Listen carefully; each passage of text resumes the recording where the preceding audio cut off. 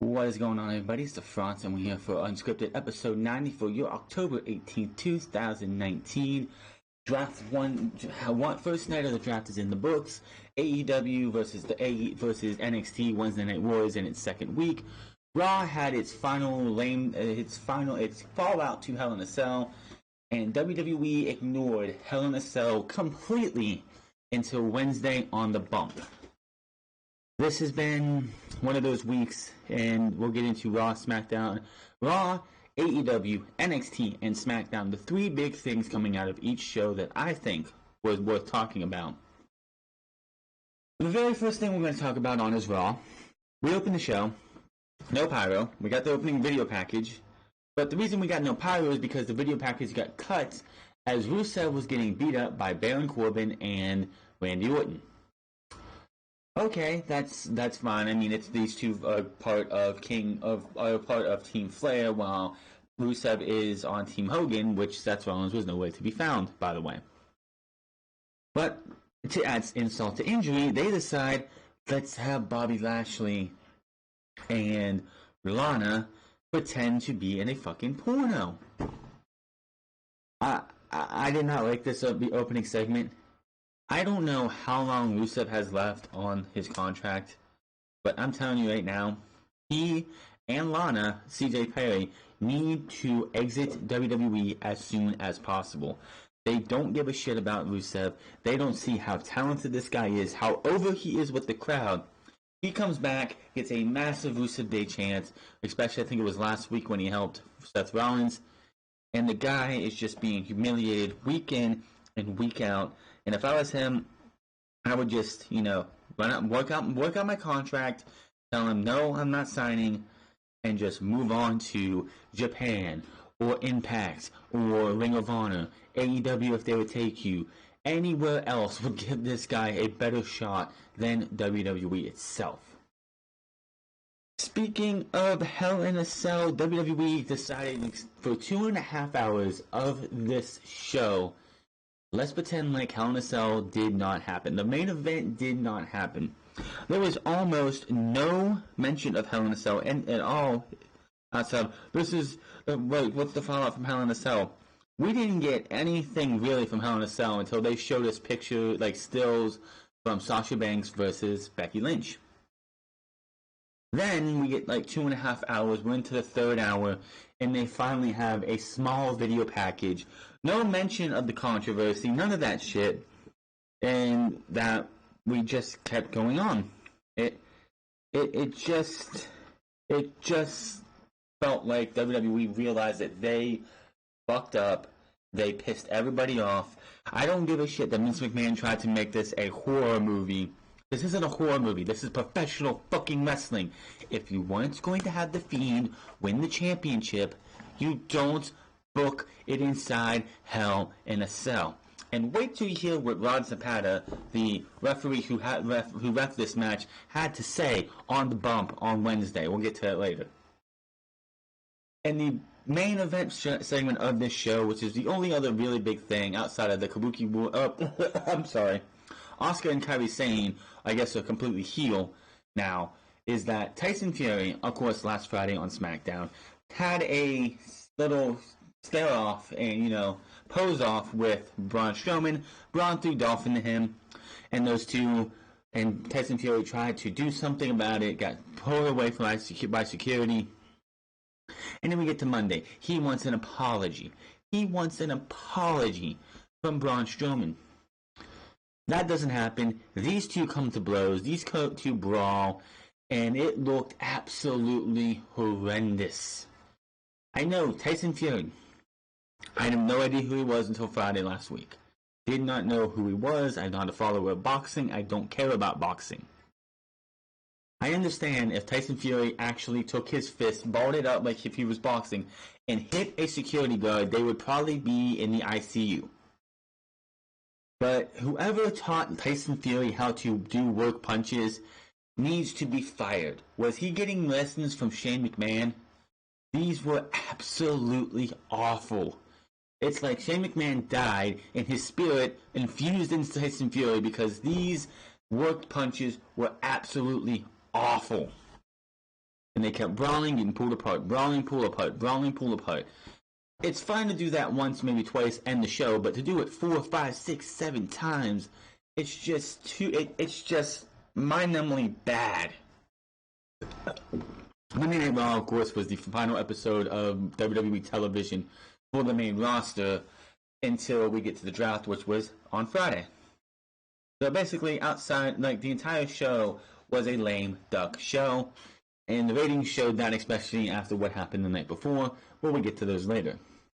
Moving over to the other company, AEW, All Elite Wrestling, they had the start of their tag team tournament in which Private Party upset the Young Bucks. I was actually going into that match, and I actually tweeted out, I would like to see Private Party win this match. And lo and behold, Private Party won this match. I'm sure when the Young Bucks were put into this tournament and the bracket came out, so many people probably speculated that the Young Bucks were going to win this thing, have the titles, and be so selfish that they would be booking themselves into title content, into the title picture from here on out.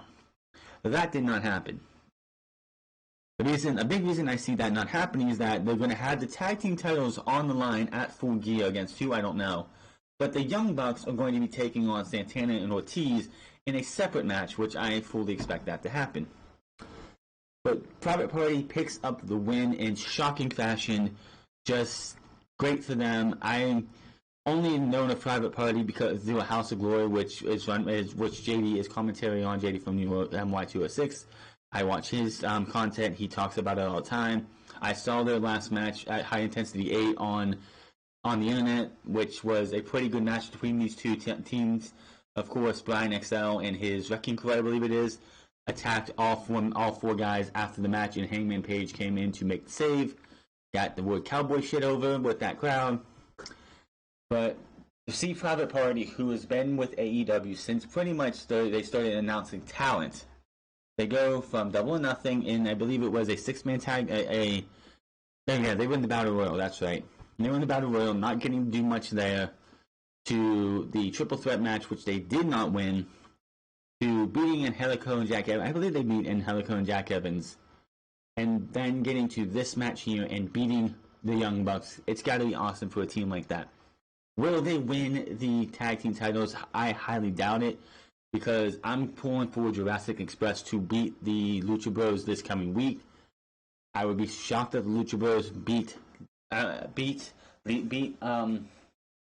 Jurassic Express, but if they do, then I fully expect them to get to the finals and possibly maybe win the titles, but we'll have to wait and see. Also, another big thing coming out of the show is that Chris Jericho shows you why scripting promos from everybody is a very bad idea. This dude went out there and introduced the Inner Circle, which is him, Jake Hager, or Hagar, how he said it, Sammy Guevara, Santana, and Ortiz. And Ortiz just sitting there, he looked like a rat. What was the name of the hyena who was just like from The Lion King, who's just like ready to eat something, like eat somebody or something. He's like just getting all kind of rabid and everything. That's what Ortiz looked like in this moment. He's just sitting there, like shaking. He's like flicking his tongue back and forth, like from side to side. Just has this stare in his face, and I'm like, dude, just calm down. While Santana, who's on the other side of the group, is just sitting there, hands in front of him, still as can be. Jericho cut a fire promo. Jericho was the only one to talk from the entire group. They had a "We the People" chant, which he threw under the bus and said it was a bad idea from bad creative, and that's over now. It's dead and buried. Fucking fantastic. The Inner Circle. I fully expect to see Hangman Page versus Jack Hager at the pay-per-view. Santana and Ortiz versus the Young Bucks, and maybe Sammy Guevara versus Dustin Rhodes. I could be totally wrong, because Cody, of course, is facing off against Chris Jericho at Full Gear. And also, speaking of Jericho, this coming Wednesday on TNT, it'll be him versus Darby Allin. Darby Allin beat Jimmy Havoc in a compared to what these guys are usually used to, a pedestrian type match. But Darby Allin versus Chris Jericho.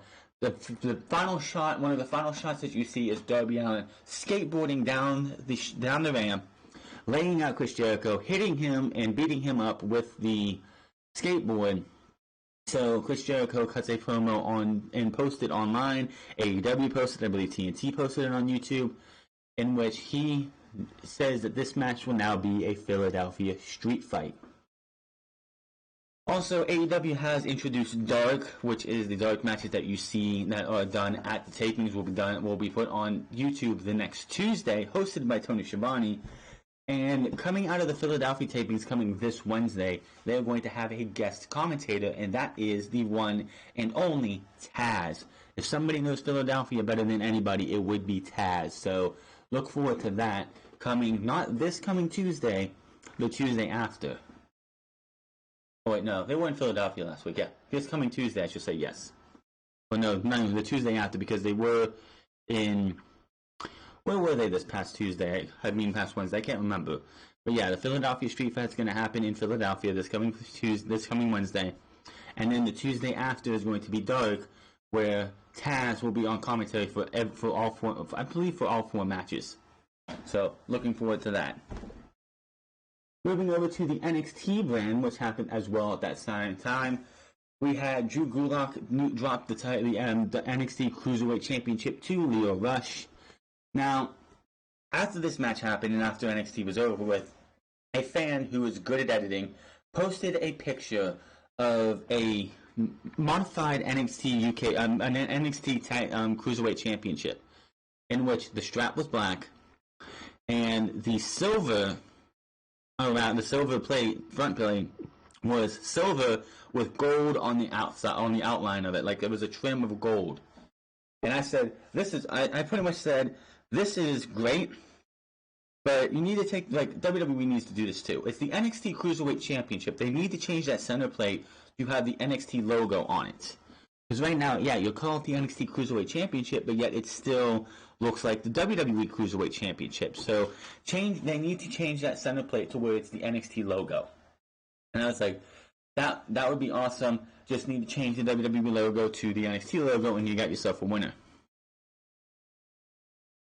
The Velveteen Dream. After Roderick Strong and put on a great hell of a match with Isaiah Swerve Scott. Isaiah Swerve Scott deserves a lot of credit for that match because he held his own against Roderick Strong. He comes out, and after Roderick Strong won the title, he took a picture. He was laying on his couch nude with the championship over his junk. He took that picture and posted it to social media. Well, Velveteen Dream got that picture. I don't know if he did it, but somebody else edited that picture with the championship off. So when he snapped his fingers, the championship was off, and we saw a micro penis with a little circle and slash through it sign, no sign. So Roderick Strong gets embarrassed by the Velveteen Dream. That is going to be happening in 2 weeks' time. We need to start building towards War Games. War Games is I know that NXT has a lot more time because War Games is not till the 23rd of November, so they got over a month and 13 days or something like that. A month and like 12 days or something, or 11 days before they have to build. But this is the sad part. Before NXT TakeOver Brooklyn last year, we already had an inkling of what was going to go on for War Games. If you go back to the build from the Undisputed Era's antics before NXT TakeOver Brooklyn, all the way to War Games, if you go back and just pay attention to everything that happened, we already knew who was going to be in War Games. The only thing that I can think that's going to happen is Imperium is a lock for War Games. That is the only reason I can see why you bring Imperium to NXT, like the NXT over here, the live on USA Network. The only reason you bring them here. There is no other reason to bring them there but to have them in War Games. And I was thinking maybe Kushida is number one against them. Maybe Matt Riddle, who was being attacked during that first street fight against Killian Dane, would be number two. Maybe the Street Profits will be 3 and 4, and there you go. You have NXT versus NXT UK, which after last year's War Games and the fact that the NXT UK brand was brand new, I've been pitching for about a year that NXT versus NXT UK should be the War Games match this coming year. That was way before Volta or Imperium was even a thing, so maybe I'm going to get my wish. NXT UK will be represented by Volta, Alexander Wolf, Marcel Bartel, and Fabian Eichner, and NXT could be represented by Kushida, who is out with a wrist injury. He injured his wrist when he was teaming with the against the Forgotten Sons, I believe. No, against Imperium. That's right, against Imperium. When him and the team of Breezango wrestled Imperium a couple weeks ago, he injured his wrist. He re-aggravated that on NXT this past week. His hand is in a cast, so speedy recovery to Kushida. But hopefully this will be the last championship match that we see on free television until we get to War Games. We do not need to see... We need to start going to War Games. Again, right now, we had inclination that the Undisputed Era was going to be in War Games. We knew Pete Dunne was going to be in there. It's writing on the wall. We knew the War Raiders were going to be in there, and then eventually it came out to be Ricochet. We all knew that by this time we had that inclination that who was going into War Games. So the only thing that I can think is that Imperium is a lock, and if that's the case, then that should be interesting to see what happens. I don't see the Undisputed Era making a third year in a row. It's time to let other teams in there. We don't need to have the Undisputed Era be synonymous with War Games, because if they get called up to Raw or SmackDown, it's going to be like, oh, they're on Raw and SmackDown. Who's going to be in War Games this year? Just let's go with Imperium versus a mixture of the biggest and baddest. Maybe Keith Lee, maybe the Dominic Dijakovic Keith Lee battle that we've been seeing is going to lead to those two teaming up to be a tag team in this, be a part of this team for Team NXT versus Imperium inside War Games. So that could be Kushida, Dijakovic, Keith Lee, and Matt Riddle. There you go. Maybe that's a little too overpowering, but let me know in the comment section what you think should begin War Games against Imperium outside of the Undisputed Era, because they should not be in there. And after Roderick Strong was embarrassed by our Velveteen Dream, out came Tommaso Ciampa. And Tommaso Ciampa gets in the ring with a chair and the signature crutch from his heel run of last year going into this year. He sits down in the chair, grabs the mic, and says, "Goldie, Daddy's home," and throws down the mic. No Finn Balor to be seen. I think Finn Balor should be out of the title picture for now. I would rather see Finn Balor. Maybe Finn Balor's in that War Games match. Who knows? But I would rather see Ciampa versus Adam Cole going into War Games. Hopefully this is the start of the build to War Games, Imperium, and Adam Cole versus Ciampa. Only time will tell. Let's see what happens. But NXT needs to get back to what they are known for: long-term storytelling. Enough of this week after week after week of big time matches just to get people to watch. AEW is going to kick NXT's ass for the foreseeable future. NXT, we'll talk about the ratings for NXT, AEW, Raw, and SmackDown, and all one big thing later on in the show. But NXT needs to get back to that. And then moving over to SmackDown, Night 1. We had Night 1 of the draft. You had the War Room for Raw, the War Room for SmackDown, Fox and USA. Fox had the NFL robot, that cheesy-ass robot for the NFL that you see for Sunday Night Football. Or Thursday Night Football as well. Okay, a bunch of paid actors, which were absolutely atrocious. Some of the most cringe-worthy shit you could see. Who celebrates for drafting Natalya? Give me a fucking break. But WWE wants to make this an authentic draft, like the NFL. So why is Stephanie McMahon coming out there and just naming off 5 names, 3 for Raw, 2 for SmackDown? Why are we getting the same exact draft format that we did for Monday Night Raw for the 2016 draft? Here's an idea if you want to make this authentic. You could have had a 2-hour draft special on the WWE Network. Don't do a draft during the thing. On Tuesday, October, what was it? This past Tuesday. You could have went Tuesday, or hell, even Thursday. Thursday, October the 10th.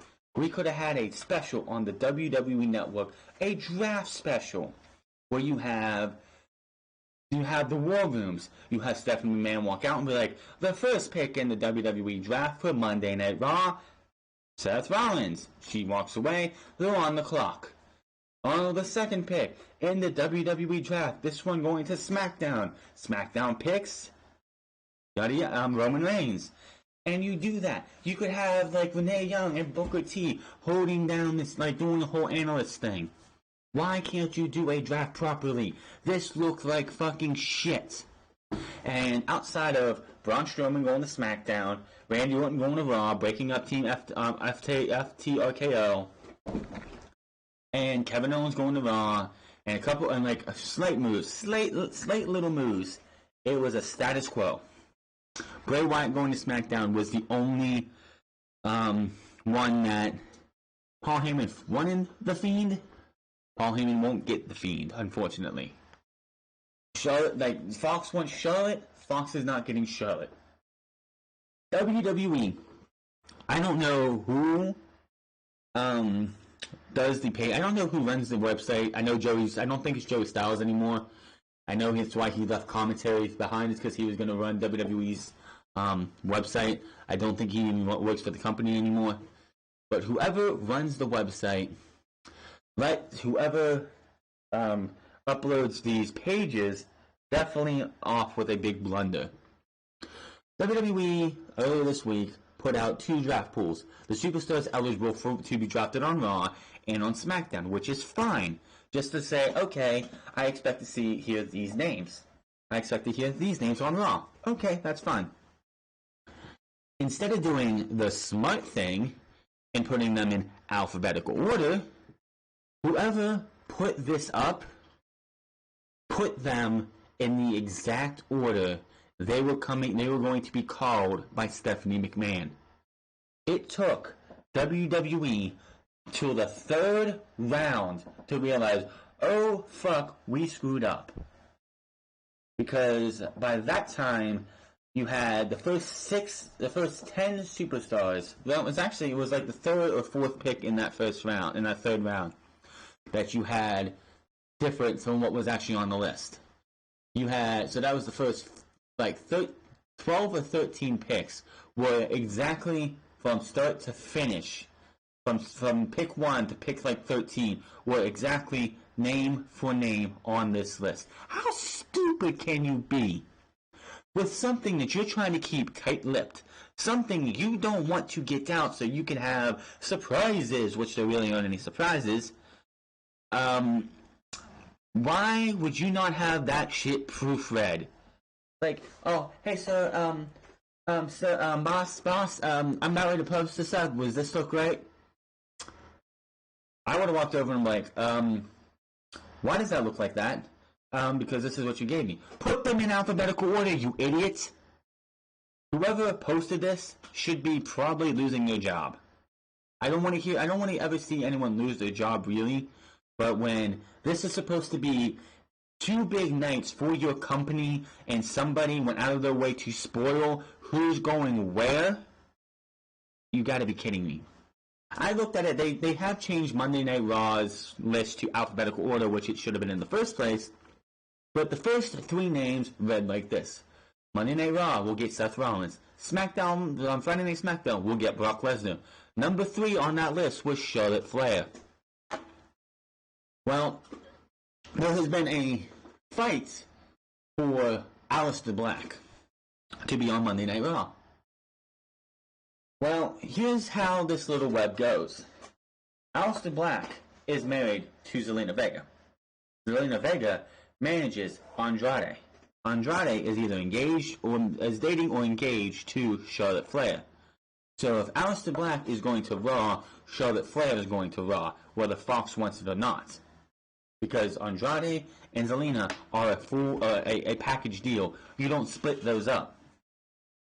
Another thing, because yes, I know they had to try and realize that, oh, we fucked up.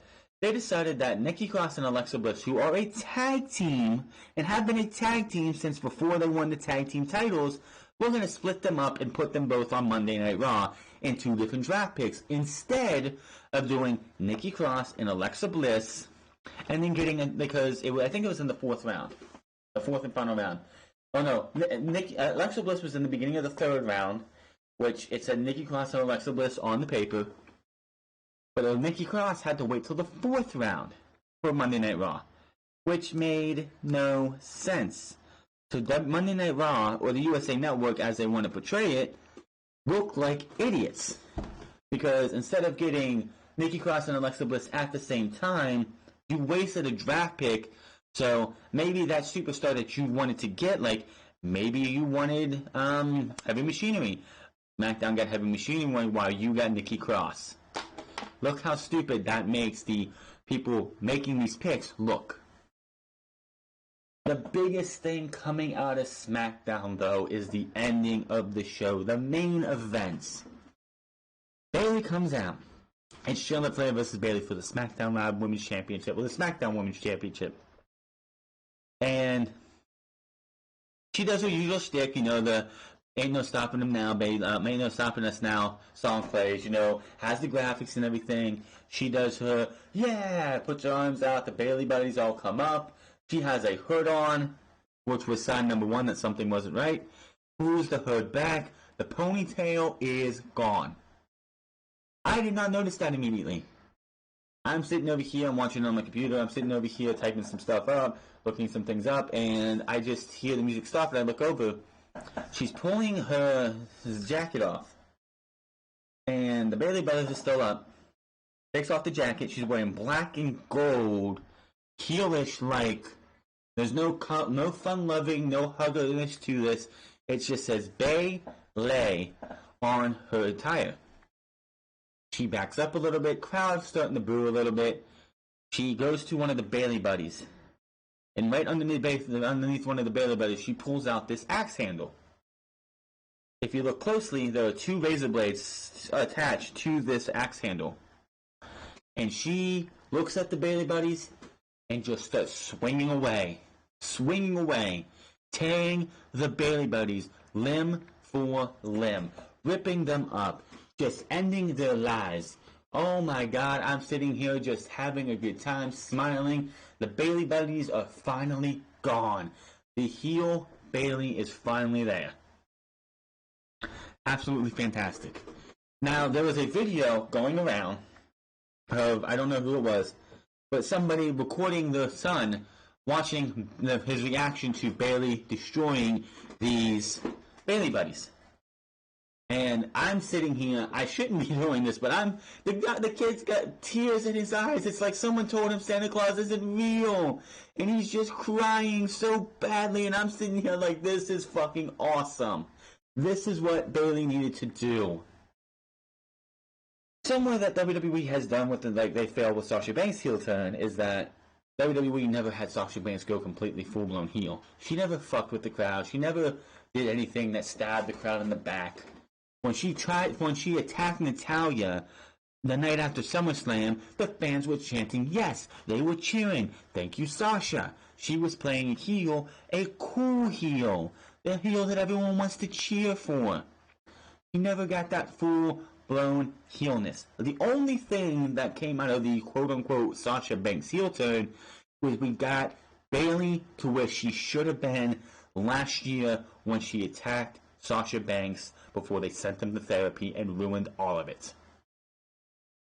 But she destroyed them, and then she beats Charlotte Flair, become a 2-time women's champion on SmackDown. And after the match, she grabs the title. She has new theme music, which I'm gonna hold off on because she did not come out to that theme music. She came out to the old stuff. I'm gonna wait to hear what it sounds like when she comes out to and makes her entrance. I want to see what the new entrance is like with no Bayley buddies, no positivity, no smiling. But they go to replays. We come back from replay. She has a mic and she's like, "Hey bitches." Corey Graves is like, "What did she say?" Yeah, "Hey bitches, screw all of you." And SmackDown ended about 2 minutes early with Bayley, new women's champion, new attitude, new attire, and everything. I fucking loved it. Here's the thing. It is October. Can WWE hold off on Sasha Banks and Bayley till WrestleMania? I would hope they could. If you put it in the right hands, they could. But I don't think they're going to. This is Bayley and Sasha Banks should be running roughshod over SmackDown Live for Friday Night SmackDown until we get till March, like February or March. February or March. We have other women. I mean, we'll talk about one woman who is out with injury, which is a damn shame. We'll talk about it later. But you have, if Carmella goes to SmackDown, you have Carmella that Bayley can go through. You have other women that SmackDown's going to have that you can have Bayley go through. Bayley and Sasha Banks look like this bond that that's never gonna break until Bayley shows her even truer colors and turns her back on Sasha Banks leading into WrestleMania. And your WrestleMania women's title match for SmackDown should be Bayley versus Sasha Banks. Not at Fastlane, not at the Elimination Chamber, not at the Royal Rumble, not at TLC, not at Survivor Series. You need to hold off until WrestleMania 36 for this match to happen. If you put this in the right hands, if you put this in somebody's hands, unfortunately, I wish this was on Raw for these two. I wish these two women were on Raw, because I'm pretty sure Paul Heyman, in the hands of Paul Heyman, he could get this to WrestleMania, and we would enjoy the fucking ride. But I don't know if I don't think I can trust WWE to get that far. Right now, they're going to be on the same brand, obviously. Bayley's going to be on SmackDown. Sasha's going to be on SmackDown. Unfortunately, we're going to have to suffer through Becky Lynch versus Charlotte Flair for the millionth time, and a millionth time after that, unless Shayna Baszler comes up and takes the championship. But SmackDown ended the best way I think we could. The show on the end, the draft was a dud, but the end of the show was absolutely send back to like awesome. Just my kind of thing. I loved every single second of Bayley turning on turning on the Bayley buddies, ruining the Bayley buddies. The hair is short, which is fine. If she wanted to keep the hair on, she just wanted to take the ponytail down, I would have been fine with that too. But she wanted to go short hair for this, that's fine. But Sasha Banks and Bayley, I don't want it to be because we have Survivor Series coming up next month, which, by the way, yeah. Hell in a Cell was on Sunday. We have 1, 2, 3, 4, 5, 6, 7 weeks between Hell in a Cell and Survivor Series. I know we have Bound Fools, which is going to be no one's going to give a shit about that. But wow, I don't want to see Bayley vs. Sasha Banks at TLC, the Royal Rumble, Elimination Chamber, or Fastlane. It needs to be saved till WrestleMania. Maybe at one of these pay-per-views you could have these two vie for the maybe in one of the later pay-per-views. Maybe at Fastlane you have these two vie for the tag team titles against whomever the tag team champions are at the time. And Bayley turns her back on Sasha Banks, stabs her in the back, hits a Bayley to belly or whatever finishes. Which, by the way, she needs a new finisher. The Bayley to belly cannot be her finisher. That's her babyface finisher. She needs something that's more evil, more sadistic, more maniacal. Maybe she should have something that's going to just have her snap. The Bayley to belly just seems just way too babyface-ish for her. But SmackDown again ended the way, like, one of the best endings I think I've ever seen to an otherwise crappy show. You had matches that didn't mean anything, and then you had one of the perfect endings. I just wish it would have been on a better show. Plain and simple. And then we have Monday Night Raw to look forward to, unfortunately, for the rest of the draft, where there's going to be 41 superstars available, which I know there's more than 71 superstars on WWE's roster, but that's not counting the injury reserves, the injury list from Jeff Hardy. Matt Hardy's in there too. Because of that, the Usos aren't even on this board, which is kind of interesting. I don't think they are. Let's see here. Yeah, and a couple other injuries we'll talk about here in a bit. But that is your Raw, AEW, NXT, and SmackDown look back on this week.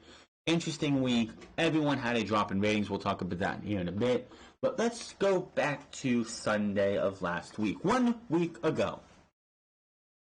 The original plan for the Hell in a Cell ending.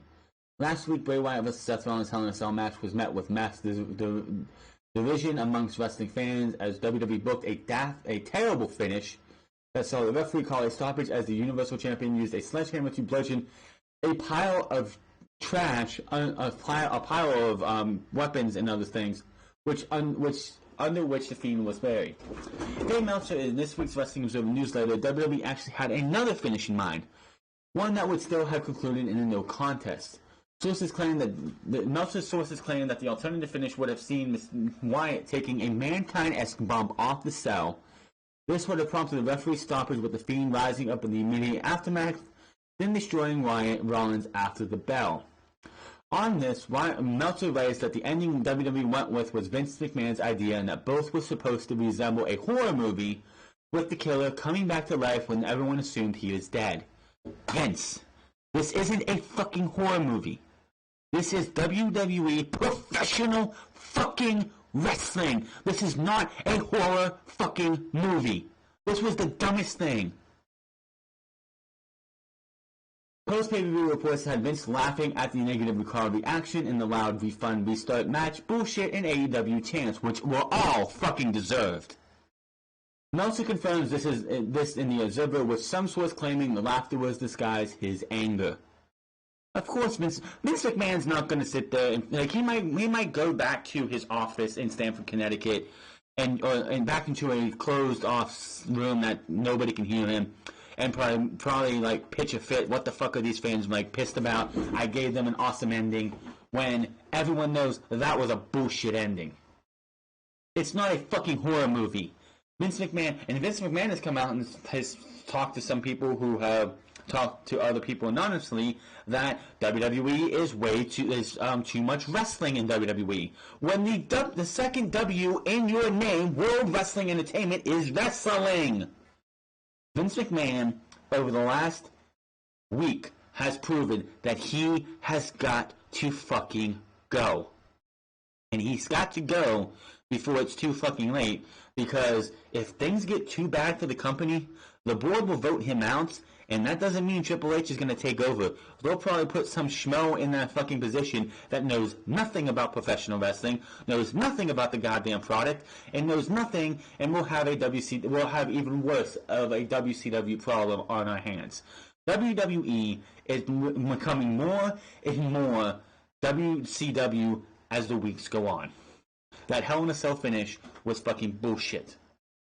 If you wanted to do a horror movie type thing, don't book it inside Hell in a Cell.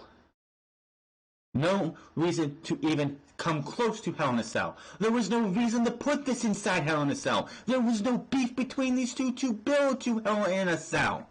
Hell in a Cell, and before 2009, was a blow-off match. Becky Lynch and Sasha Banks showed you what Hell in a Cell should be, why they should have been inside Hell in a Cell. Shane McMahon and Kevin Owens from 2 years ago. That was a match that should have been inside Hell in a Cell. The New Day versus the Usos was a awesome Hell in a Cell match. This was complete garbage. Vince McMahon deserves every single hate that he is shoved at. And here's the thing. Yes, people would have fucking sat there and booed the guy, booed everything with the bullshit AEW chants, refunds, and restart the match. Vince McMahon, if he would have strolled out on Monday Night Raw or strolled out on SmackDown Live, people would have been bowing to him, chanting no chance in hell. They would have been like, just kissing this guy's ass. And he fucking knows it. Shit like this happens because Vince McMahon knows that he can do it because people are going to buy tickets, they're going to be at the show, they're going to order the WWE Network to watch the pay-per-views, they're going to buy the merchandise. Vince McMahon knows that this shit, he can do this shit however he wants to because he knows you're a mark and you're going to fucking sit there and watch. If WWE Raw would have ended in... I just put it out there. I put a challenge out there. Don't watch Monday Night Raw. I haven't watched Monday Night Raw legally in about 2 years. I've been watching it on one of the Watch Wrestling sites. Why? Because I can. That doesn't count towards their ratings. Other people need to do it that way. Go to Watch Wrestling 24, Watch Wrestling LA, Watch Wrestling whatever, and make sure you have a virus protector on your computer. Watch Monday Night Raw that way. Because that hurts WWE more than they want to admit it. If the rating plummets, WWE will be in a lot of trouble. I want that rating to drop to 1.1, 1.0, 890. I want Monday Night Raw's ratings to drop. I want SmackDown ratings to drop, which, by the way, SmackDown dropped 1 million viewers this week. And we'll get to that later. Coming out of this show, an adult entertainment company reaches out to WWE. Fans were outspoken during the Hell in a Cell conclusion of Hell in a Cell, chanting AEW, refunds, and as the show went off the air, even adult entertainment website Brazzers decided to chime in on with a little bit of humor. This is funny as hell. Hey WWE, they tweeted, let us know if you need advice on how to craft logical and coherent storylines with satisfying finishes. Hashtag Hell in a Cell. If you're getting tweeted and trolled by a porn company, then you've already lost. That's just like last Monday on Monday Night Raw when Miz named Team Hogan versus Team Flair at Crown Jewel. Impact Wrestling came out with a little bit of troll because in 2010, at Lockdown in, I believe, March 2010, they had Team Hogan versus Team Flair inside Lethal Lockdown. WWE just keeps fucking up badly. It gets even better. On this week's episode of The Bump from WWE, featuring host Caleb Braxton with Matt Camp, Evan Mack, Mackenzie Mitchell, Ryan Papora, and Dan Vollmer. This week's episode featured a guest appearance by Hall of Famer Devon Dudley, plus a phone call from Tommaso Ciampa. The crew also did a mock draft to promote Friday night's draft kickoff on SmackDown. And referees Vlad Zapata provided a quote to the show in regards to the controversial finish to The Fiend, Bray Wyatt versus WWE Universal Champion Seth Rollins. These are not Rod Zapata's words, these are Vince McMahon's words for him. Here's his quote. With Bray Wyatt motionless, and Seth clearly doing whatever it was going to take to win that match, I had to think of the competitor's safety, and at that moment, I did what I thought was best. You fucking kidding me? Rod, it was a Hell in a Cell match. You're supposed to do whatever it takes to win the fucking match. That is the weakest fucking excuse to end the match I have ever fucking seen. Oh, Seth was clearly doing whatever it's going to take to win that match. It's a Hell in a Cell match. He's the Universal Champion. That's his fucking job. Do what it takes to win the fucking match. If the Fiend kept getting up, you have to beat him down some more until he can't move anymore. If he hits him with the sledgehammer and he doesn't move and he covers, you know what you do? You count the pinfall 1, 2, 3, but you didn't do that. You rang the bell, pissed everybody off, and you come out with this weak-ass excuse. Give me a goddamn break. Basically, the match was ruled a match stoppage, which you know what that means. The Fiend technically lost the match. So that means that Vince McMahon knows that he can have The Fiend lose. So The Fiend, again, is absolutely fucking ruined. Yes, The Fiend came out on Friday, pulled Seth Rollins down to hell, as Michael Cole said it on Friday. But what happened? The smoke came up, and instead of that being them going to blackouts and the Fiend laugh happening, Seth Rollins popped back up and was like, oh, I'm good. And again, they teased another match between these two, but that match is not going to happen because The Fiend is on SmackDown, and I guarantee you the first pick of the draft on Monday is going to tell you that Seth Rollins is on Raw. So, what was the fucking point? You wasted our fucking time from Clash of Champions to Hell in a Cell. You wasted everybody's fucking time, and Seth Rollins and The Fiend come out worse in the end. Lots of Zapata comes out looking like a blithering fucking idiot. You're doing your fucking job by just letting the match go on. Seth Rollins hits the Fiend, hits the fucking ladder with the thing. The Fiend doesn't move. He goes over to pin him. If it's a 1, 2, 3, guess what? You did your job right. You didn't do your job right. This made everything look fucking piss poor. This wasn't Raw Zapata's words. This was Vince McMahon's words. Vince McMahon wrote this fucking thing down, why this match stopped, and he passed it off as if Raw Zapata said it himself. This is a bullshit reason to end that match. So, Mick Foley falls through the cell from The Undertaker. They didn't stop the match. They let the match go on. 2 years later, he faces off against, 1 year later, he faces off against Triple H in a Hell in a Cell. He falls through the cage again. They didn't stop the match. Shane McMahon in 2017 jumps off the cage. They don't stop the match. Kevin Owens goes over there and pins him.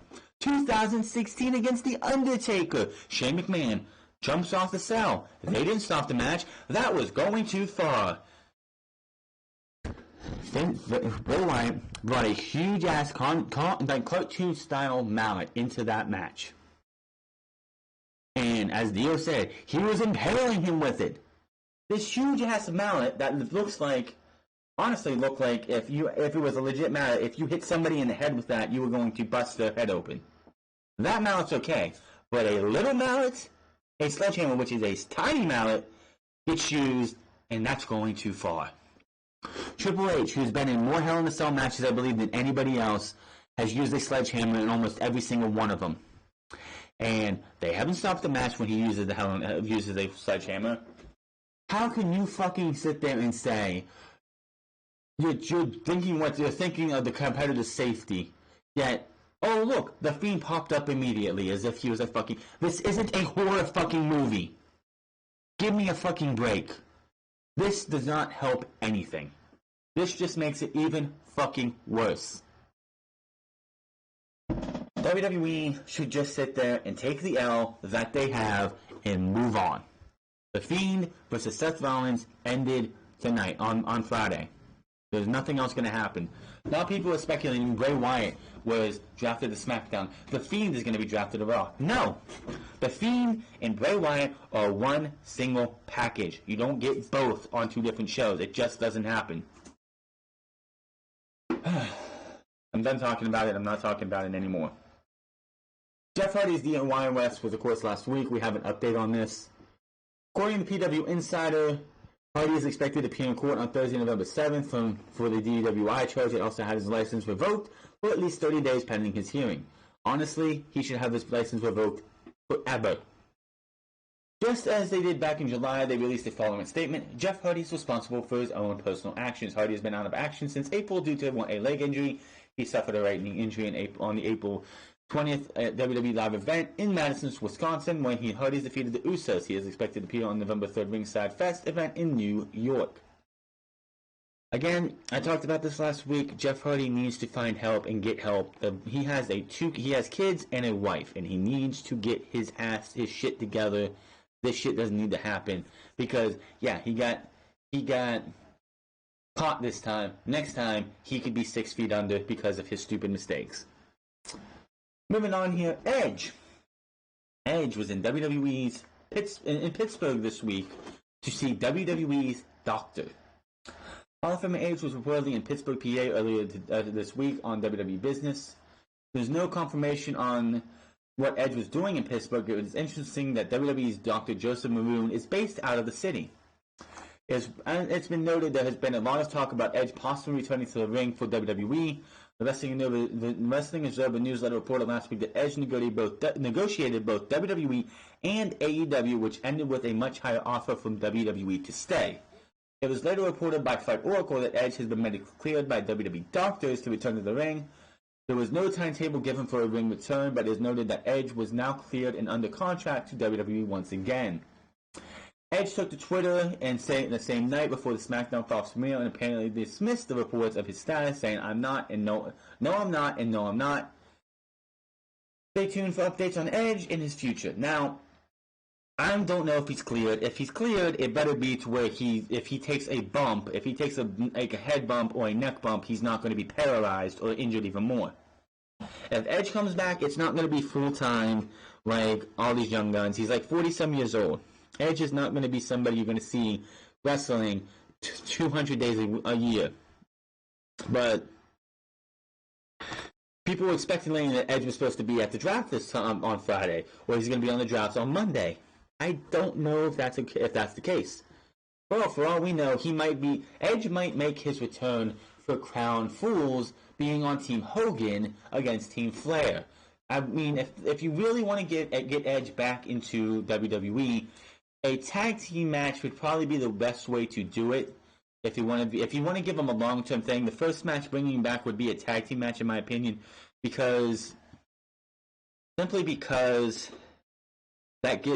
have to do everything. He doesn't have to carry an entire match himself against his opponent.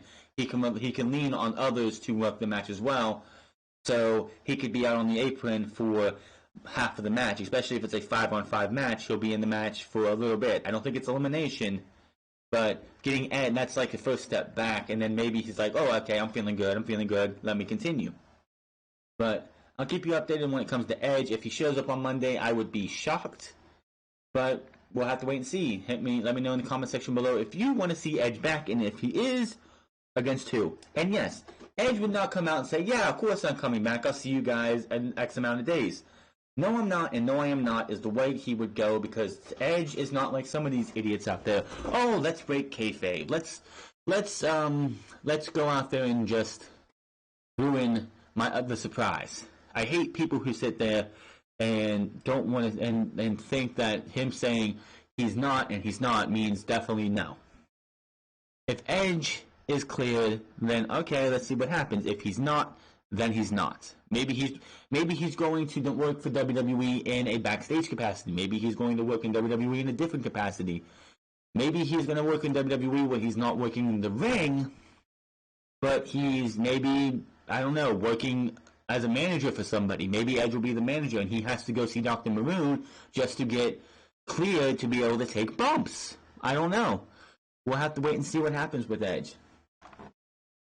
But moving on here, Samoa Joe, who was on the panel for the draft breakdown with Beth Phoenix, Renee Young, and Booker T, is out of action with an injury. He suffered a broken thumb while working a match several weeks back. He is currently waiting for doctors to clear him for a return to the ring. Last wrestled on September 9th Raw episode from Madison Square Garden was the final show before Clash of Champions. Joe worked the King of the Ring triple threat with Ricochet in the winner, Baron Corbin. Joe worked the Superstar Live event the night before, Raw losing a singles match to Roman Reigns. There's no one yet on the timetable for return to the ring, but we will keep you updated. Speedy recovery to Joe. I did not see him have a splint or anything on his finger, on his thumb, so it could be that he just didn't show his thumb, but that's gotta suck. Wrestling, like Samoa Joe, he is getting up there in age. It's not a bad injury, it's just he broke his thumb. He'll be back in no time. This is like the third injury I think he's had in his WWE tenure, all on the main roster. But just any injury at all could set you back from anything that you were doing. So, speedy recovery to Joe. I don't know how long he's going to be out. It shouldn't be very long at all. I don't think he was on the draft pool though, so that can mean something as well. Ember Moon as another one out for the injury. WWE can be out without one of their top female stars for up to a year. This would be terrible, especially if they wanted to put her on SmackDown to feud with Bayley in the interim as they build to Sasha Banks versus Bayley at WrestleMania, in my opinion. According to the latest Wrestling Observer newsletter, Ember Moon is suffering from an injury on either her ankle or Achilles. While it is not definite which one, an ankle injury would take months to heal. An Achilles injury would mean that she could be gone for at least a year. This is not the first time the War Goddess has been injured this year. After the Royal Rumble in January, it was revealed that she underwent immediate elbow surgery. Since then, she's wrestled Bayley for the SmackDown Women's title at SummerSlam, but hasn't been used all that much outside of that. The last match was a losing effort against Lacey Evans on Raw in September. That would absolutely suck. If I had to pick your poison, which injury do you want to see her have? I would have to say the ankle because yes, it takes a couple months and she would probably be back by the Royal Rumble. An Achilles injury, she's out for this year and she won't be back to probably Royal Rumble 2021 at the latest. At the earliest, I would say she would be back by Survivor Series 2020.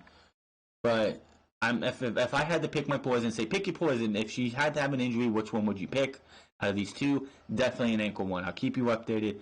Hit that subscribe button and get that bell for all notifications, as I will have an update as soon as I can, hopefully within the next week. It is time to look at the ratings for the last week of all four major shows. Raw viewership was down from it drew 2.334 million viewers. This is down 9% from 2.5 million viewers from Raw at season premiere. I'm hearing people say 2.8 was last week's episode of Raw. I don't know what people are getting that number, which is the best Red Brand viewership since the post SummerSlam episode on August 12th, when you're not counting Raw Reunion. For this week's show, the first hour drew 2.443 million viewers, down from 2.7 the week before. The second hour drew 2.330, down from 2.592. And the final hour drew 2.230 million viewers, down from last week's 2.4. So Monday Night Raw, of course, took a stumble. I fully expect this to stay about this number coming this Monday because of the draft. It might go up a little bit, but I don't expect it to go much higher than maybe 2.6. Just because it's a draft. If it drops, which we'll talk about SmackDown here in a minute, that could be a problem for Monday Night Raw.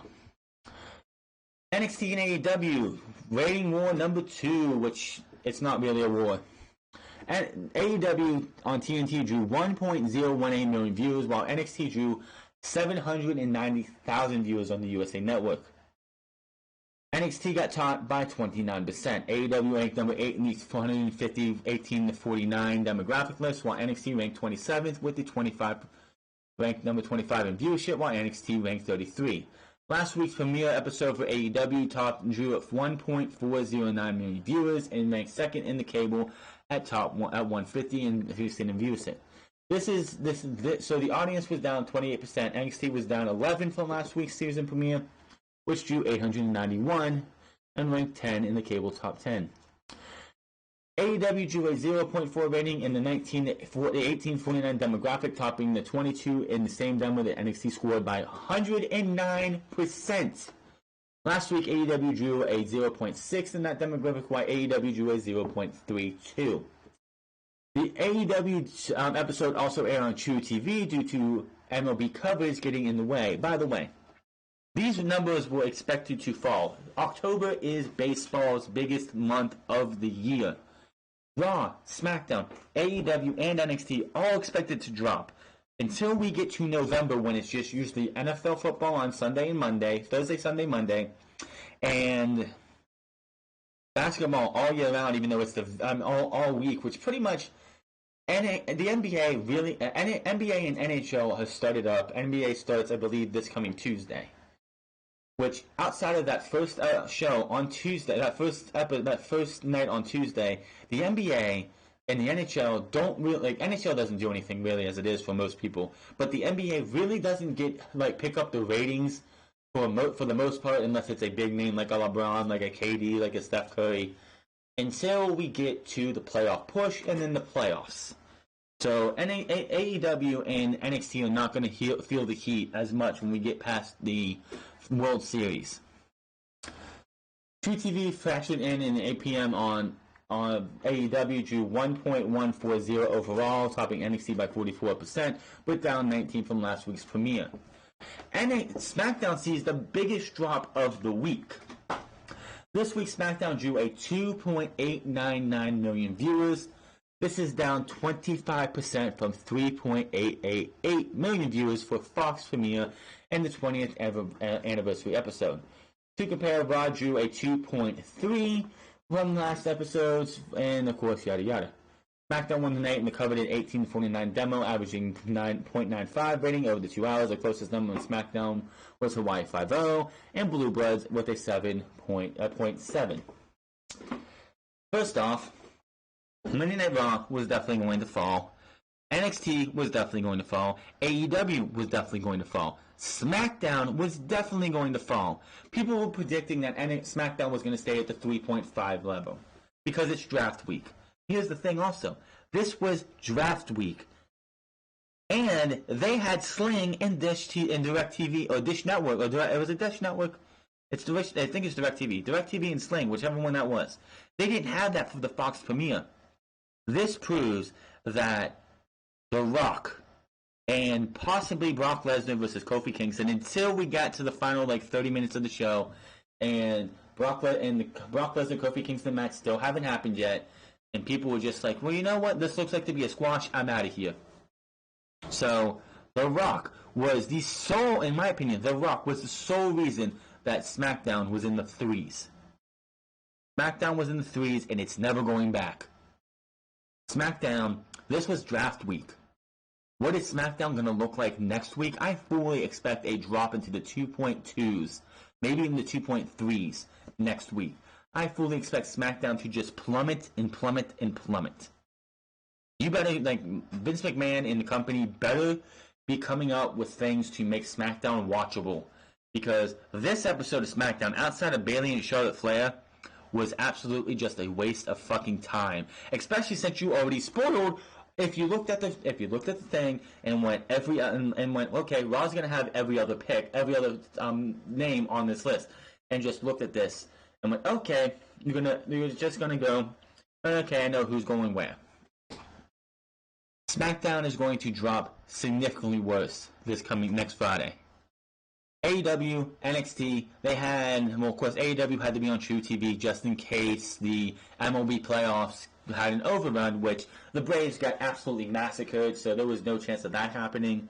But if that would have been a tight game and they would have went to overtime, the extra innings, AEW would have been put on True TV, which it was still on True TV, but it would have been preempted over there. My question is, coming for SmackDown in 2 weeks. SmackDown in 2 weeks. On October 23rd, I think it is. October 25th is going to be Game 3 of the World Series. It's already been written in stone.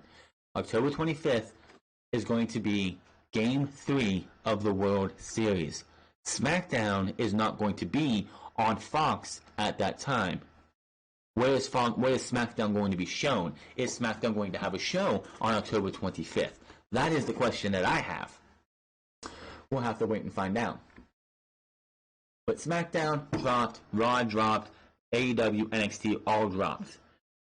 We won't know until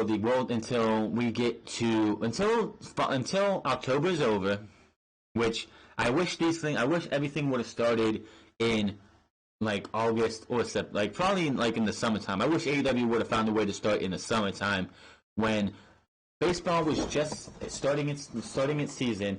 No one baseball only really gets hot when it comes to ratings when it gets to the playoffs. Usually, summer times, the only thing really, there's nothing really in summertime. I mean, yes, you have the draft for the NFL. That's 3 days. What the fucking do? You have summer league for the NBA after the finals are done in July. June. July you get summer league. People really don't give a shit about that because it's only on NBA TV or ESPN. Ratings don't really matter to that. So, if you could have had AEW on at that time, we would have seen much different numbers.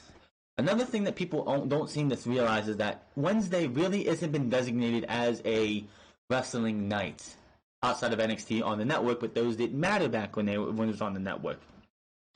I believe when Spike TV put Impact Wrestling TNA on Wednesday nights, that's when the Impact Wrestling lost a significant amount of viewership. Wednesday night has almost never been designated as a night for wrestling. And now AEW and NXT have to try and convince people that, hey, come watch our show on this afternoon, on this night. Now, will we see AEW get into the twos? Maybe, possibly. I have no idea. Had they gone somewhere else other than TNT, I think that they would have been on Tuesdays, which NXT would have been put on Tuesdays. I don't give a fuck what anyone says. NXT would have been put on Tuesdays to combat AEW. But yeah, and another thing about NXT though is that people don't like. I've been talking about is that NXT is not winning this quote unquote war. No matter what, they don't look. Like, NXT used to be the cool brand. The brand, when you wanted an alternative before AEW was even a thing, from 2014 to now, you watched NXT. NXT was the place to go. You didn't get your intelligence insulted. The storylines were fucking great. They had great wrestling, great characters. Everything was just fucking fantastic. And the Full Sail Arena made it intimate. It felt like the crowd during at least a couple of the weeks in the taping, the first few weeks in the taping, was loud, rambunctious. They were fucking off the wall. They were awesome. Now NXT, when you watch it and you compare, people are going to do that. People are going to compare. Look at AEW. It's in these arenas, these 5,000 seat, 5, 6, 7, 8, 9, 10,000 seat arenas, and they look fucking awesome.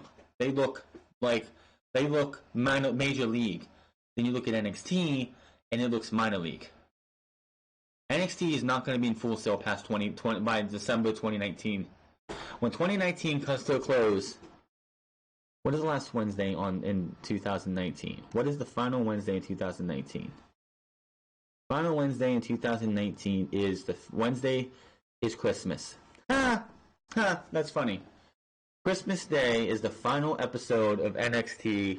I don't know how they're going to do that. I don't know if they're going to do live, because I know AEW is going to be preempted on TNT. I think they're going to be on True TV, or yeah, it's probably on True TV, if anything, if they even do a show, because they do It's a Wonderful Life on TNT.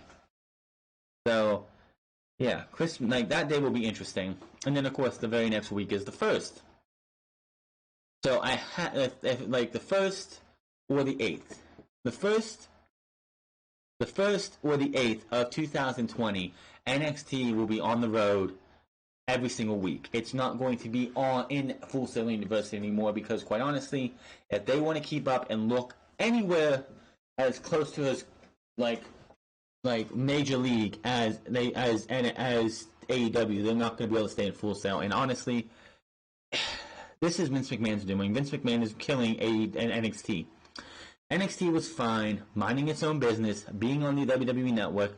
Nobody was talking about a Wednesday night war or any type of war with AEW. If AEW was unopposed on Wednesday nights and NXT stayed on the network, nobody would have batted an eye. Nobody would have said anything. I would have still been watching AEW on Wednesdays and NXT on Thursdays, just like I've been doing the last 2 weeks. And nobody would have batted an eye. NXT would be the brand it has always been. I guarantee Triple H, which, if you ask Triple H, if it wasn't for AEW, would you want to be on USA Network? I guarantee he would have said, hell yeah.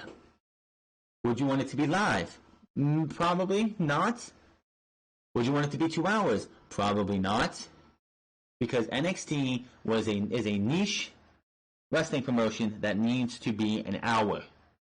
You save the 2 hours plus for takeovers. And last week, they did a takeover-esque show and only garnered 890,000 views. 890,000 viewers on USA Network. And this week, back to what you usually see on the network, 790,000. NXT's in trouble. And it's not their fault. It's not Triple H's fault. Vince McMahon is the only person who wants a war. Shad Khan came out and talked about how AEW is not competing with WWE. The only person who wants to compete is Vince McMahon. AEW is on Wednesdays. If they wanted to compete with WWE, they would have went to Monday or Friday to take on one of those shows. But they didn't. They went for Wednesdays to be on their own. I'm telling you right now, if AEW would have went to Tuesdays, NXT would have moved to Tuesdays. Don't say, oh no, they wouldn't. Yes, they would have.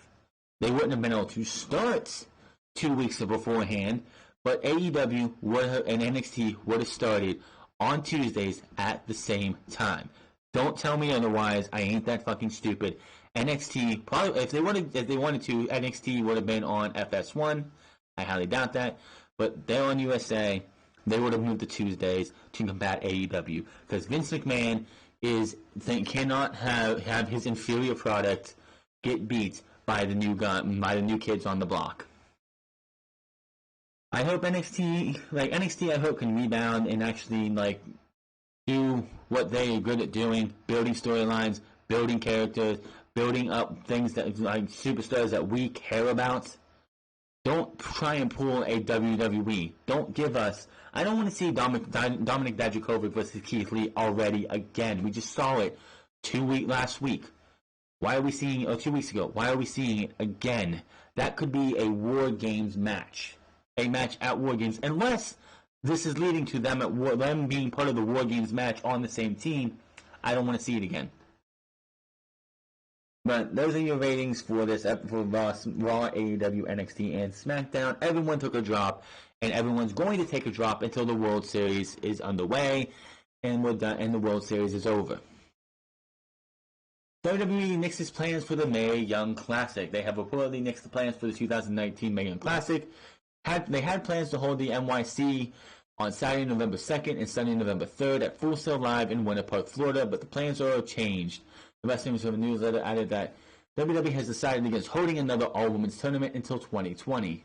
Just last week, the WWE NXT ticket website advertised the NYC tapings for early November, but the notice for tickets were removed and no announcement was ever made.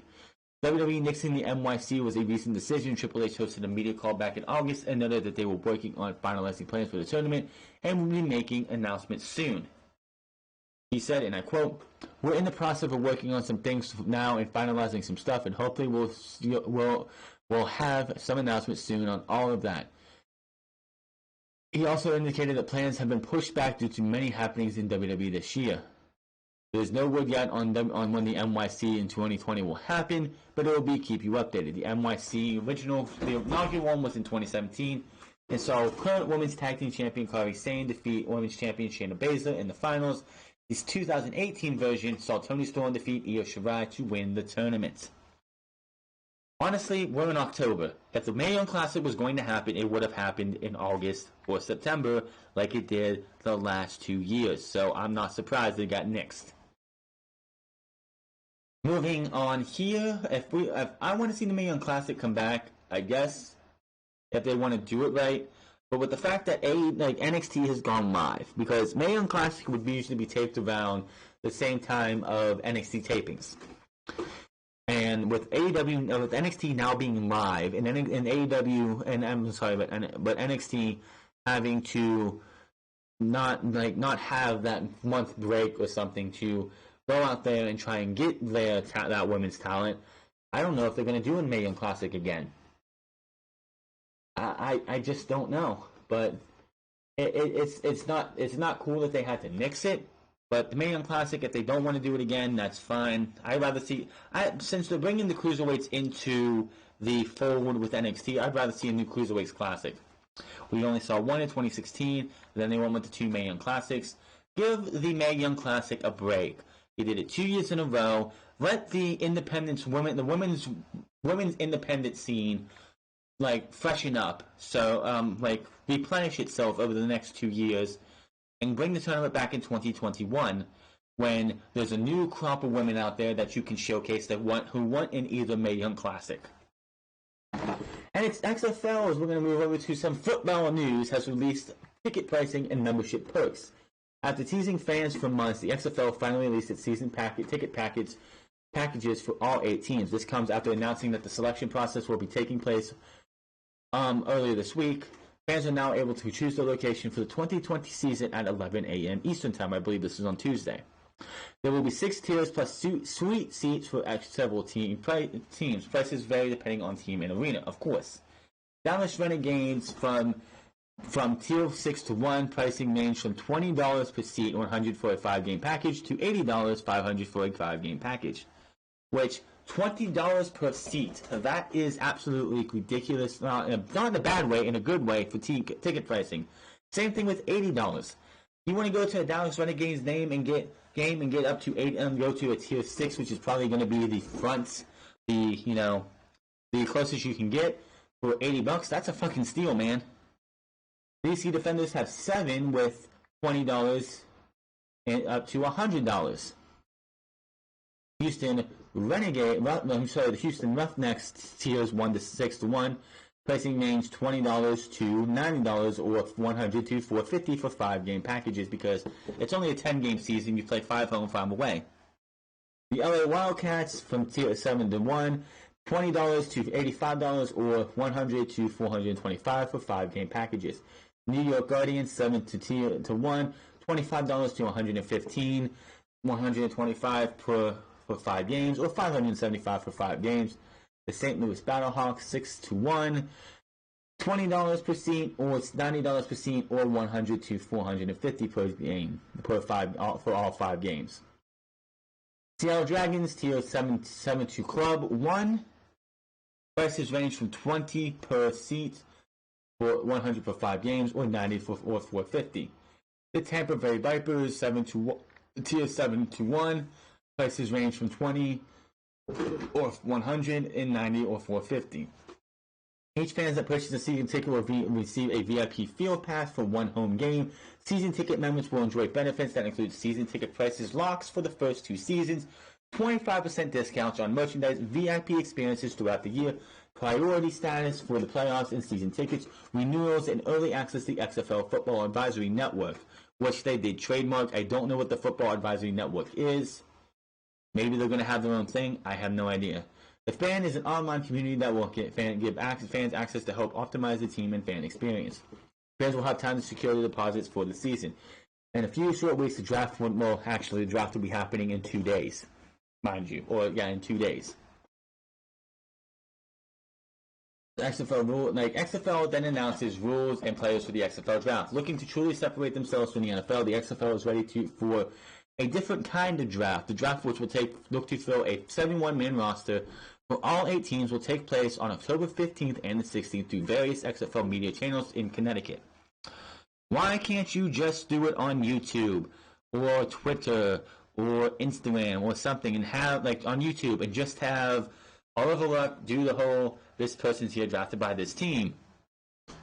The draft pool will include over 1,000 players that accepted the commissioner's invitation and passed a background check, according to a press release for the XFL.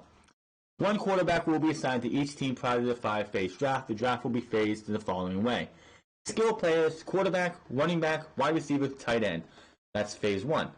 Phase 2 is offensive line for the offensive tackles, offensive guards, and offensive OCs, which I don't know what that actually means. Defensive front is defensive linemen and the linebackers. Defensive backfield is your cornerbacks, your NBs, which I don't know what that is, strong safeties, and free safeties. Open draft, in addition to punters, kickers, and long snappers, all remaining players after positional drafts will be available. The DC Defenders will have the first pick when it comes to the skill position. In phase 1 through 4, each team will get to choose 10 players, resulting in 40 players. Phase 5 is when teams choose the remaining members of the roster. To make things interesting, the XFL will be going through a snake format. Which, if you don't know what a snake format is, I don't know where the hell you've been living. But the person who gets the first pick in the first round will get the last pick in the second round.